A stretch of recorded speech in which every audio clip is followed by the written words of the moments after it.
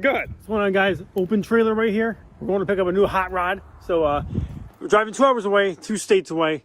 This better be worth it. So we'll see. It's going to be dark by the time we get there. But when we get there, I'm going to try my best to show you guys what it is. And yeah, hopefully tomorrow we'll get a better look at it and actually get our money's worth. So for the deal we're getting, obviously it might be a hoagie. It might be shit. But if it's not, then we got to steal, and I'm happy. Okay, so I just checked the directions to get to this place with the car, and it's an hour. It's an hour farther than with a different route, because we can't go a certain route with the trailer. It's not allowed. So the opposite route, dummy me, I should have checked that. It's 3 hours now instead of almost 2. But now we got the tires stuck. What's going on, guys? It is a few days later. I think 4 days later. 4 days ago, you guys saw from the previous clip, we had a trailer in the van set up. We were on a venture to New Jersey, about 3 hours away, but I got a little froggy the whole trip because it added an extra hour to the trip, and I just wasn't dealing with that. It's annoying. I hate driving to New Jersey. Every time I regret it. So I just paid someone to go pick it up for me, and it only cost $300 to go 3 hours, pick the car up, bring it back, 3 hours. So not gonna bullshit, waste time. Here is a 1987 Iroc, supposedly Iroc. Just because the door says it, I kind of believe that. That says it, the back badge says it. I don't know much about the third gens. I don't know if the title or the VIN says it's an Iroc, if it is. But I'm just going off of what it says and how it looks. First thing I noticed is this car, it's a factory white car. Everywhere is white, factory paint. But the doors, both sides are red with white paint and then the sticker. So pretty sure it was just a swap door. For some reason, both doors are red. I don't know why. And then they repainted it and threw the sticker on. I don't know why, but it's weird. So I'm kind of leaning towards it not being an Iroc, but I already have my Iroc, my 1982, the black one that broke. So what broke in that thing was a 700R4, which is a factory transmission in those cars. And it's very common for them to go. Third and fourth gear, they go with the clutch back. And who wants to go put another 700R in the car? So I bought this thing. It has a 5-speed, and this thing does run and drive. Clutch is fine, training's fine. It's all here. So instead of buying every part piece by piece, it would have ran up the price more than the car I got it for initially. So this right here is the donor, pretty much, for my car. So whole 5-speed right here. Got it to fix my car. So the rest of the car, after I pulled the whole 5-speed setup, this whole car is going to my Uncle Pal right there. So ever since I started hanging around with him a few years ago, he has been talking and dreaming about, I'm gonna get a 3rd gen or a 2nd gen, like late 70s, and tub it, go nuts. Because he already has the 69 Z28. We don't want to hack that thing up. Obviously it's not his full-blown race car. So this right here is exactly the perfect base to start with, and he's happy with this. He's been wanting one forever, so it worked out for both of us. So I got my 5-speed set up, and he's got his newborn race car, right? Oh yeah. So you've been wanting a 3rd gen for a while. Probably 5 years. 5 years about. So this thing is right here, honestly perfect. It has rust, like I already showed you guys a little bit on the floorboard, but passenger side is pretty perfect. Aside from this little corner, this side is fine, or I don't think so, but that side, yeah, a little rusty. Other side actually has holes, but that's the least of the concern with this car. As long as the rockers, everything else is solid underneath the solid. The rest of the floor, from what I've seen so far, is perfect. So those right there, very minor, but I don't know why this kid that we got it from did all this. I don't know why. He tore the whole interior apart. The whole wiring's just hanging around. So I'm working with something that I really don't know what was done. So he's just gonna plan on probably stripping this car to a bare shell and starting the full tub situation down the road. But full interior is here. It's just all taken apart. Like I said, I don't know why he did it, but he did it. So got this car for $600. T-tops are solid. The rust on the floor is from the T-tops leaking, which is just common with these cars. But this right here, it's a complete car, $600. Starts up, runs and drives. Just a little hack, it's not drivable. I wouldn't trust driving the thing on the road, but for what we want it for, perfect deal. So even if it's not a real Iroc, I would say $600, steal of the year, I think. Like I said, 5-speed setup is worth it alone. So let me show you guys the 305 in here. This thing started up a few days ago. We just started up a few minutes ago too. But for the video, I'm going to give you guys another startup. Just the 305, 87, which the year this car is. They came first year with a 350, but only if it had an automatic. And this being a 5-speed, this is a 305. So there we go. Once again, this whole core sport, look how solid that is. It's solid. There's no damage. So that's the also the other plus here. Never been in an accident. The whole frame is solid, straight. Look at solid mounts. It does. Like, why do you have solid mounts for a 305? Aftermarket intake, Demon knockoff carburetor. Pretty sure it's just a stock cam and all that. Nothing crazy. Stock exhaust.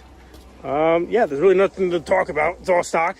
Just gutted, just like my other car. Aftermarket fender with a weird lock. I think it's for the alarm or something. Old school alarm. Old alarm system. The bumper, look how nice that bumper lines up. I can't tell if it's an Iroc bumper or a Berlinetta, whatever it's called, with the Z20 Neats. I'm not too sure on that, but it's all here. I can't pop the trunk because I don't have a key for the car, so there's no way to get in there unless I drill it out. But there it is. We checked everything for 2. Okay, Pat, give us a startup right now. Let me connect the fuel pump wire, which I think this adds about 10 horsepower, so. You got brakes? Take it for a drive. I think it has brakes. I'll try it. All right. Can you get in there? Yeah, Let's go do burnouts. where the fuck's the key? You don't need a key. God's on your side. There you go. That's it. We're not ending the day without a burnout. No burnout. There's no fucking way. Come on, we don't care about the motor right now. That ain't no cam. I want to pull a valve cover and check it. It runs good. Hey, try and put it in first gear and see if it moves forward. The e-brake. Yeah, go forward and backwards. I never got to move it more than 5 feet in the garage, so.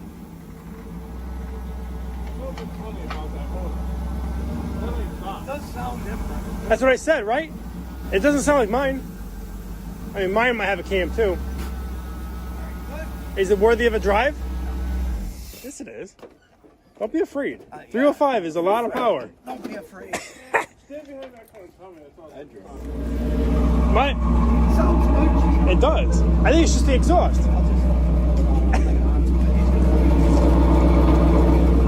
Get in there.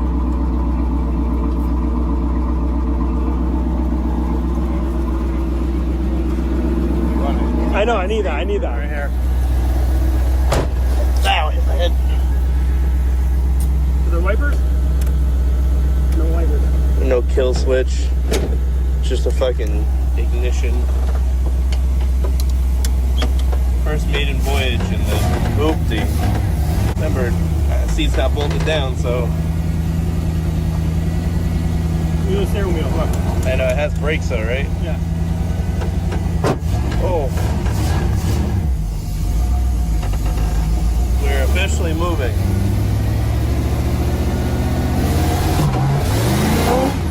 You're scaring me, bro. I don't want the throttle to stick. Don't get stick, you're gonna clutch. Oh yeah. Misfire. It's misfiring a little bit.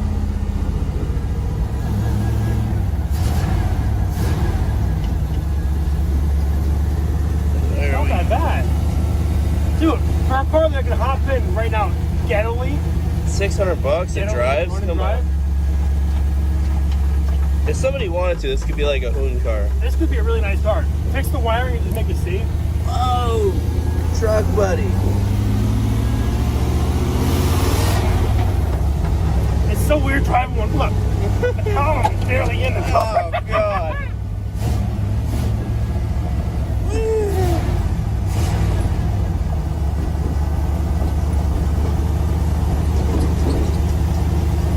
But it is driving.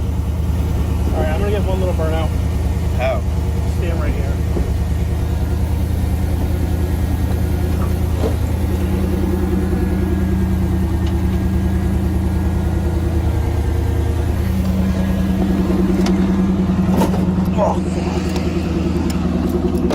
bad head gasket or?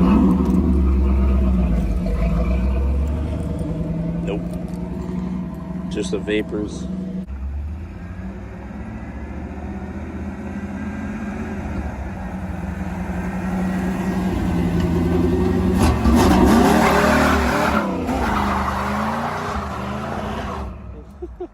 It's breaking up. Pat, Yeah. this is the part of the deal, okay? I get to keep what's in this box. Yes, you can keep the Oh, can you try it on? Try it I on. ain't trying it. Why? Just put it on your hat, your head, so it doesn't. At my age, something will happen. I don't know about that. But deal was I get to keep that, so I made out better on this deal than he did. Yeah, I'll be on a website. Okay, guys, so just so you guys know, this is the exact plan with the car. So the car is going to him as a rolling shell, no tranny, the whole 5-speed setup, the tranny, the motor is coming out, everything else going to him. He's going to strip the car entirely and make a actual Pro Street car. So going to figure out mini tub or full tub. We're not sure yet exactly which route he's going with that, but it's going to get a cage. It's going to stay with the T-tops or go with a actual roof, just so it doesn't flex and stuff. But if you get a cage, I think you won't need to get rid of the T-tops because the cage will reinforce the chassis and the top roof won't move around, shift around. So he's going with a built small block tub. Not exactly sure on the specs yet, but just full blown. So compared to a Z28, don't want to mess with that chassis and mini tub it because you don't want to cut away the stock wheel wells and all that and start messing with the real Z28. Don't want to do that. So he's going to start putting all the hackery, not the hackery, but going to start cutting into this platform and make one more solid that can handle the tub and a lot more power, a little less carelessly, because it's not, an expensive car to be just throwing around and destroying. It's too risky. So 3rd gen, exactly what he wanted, and you got one, Pat. So definitely make me proud. Let's see a tub. Let's see 1,000 horsepower. Let's see it go nuts. Thanks for watching, guys, and stay tuned for that. We got a next video coming out soon with his Z28, and we got some new parts going on it. So let's see what it is when we get to that point. Thanks, guys.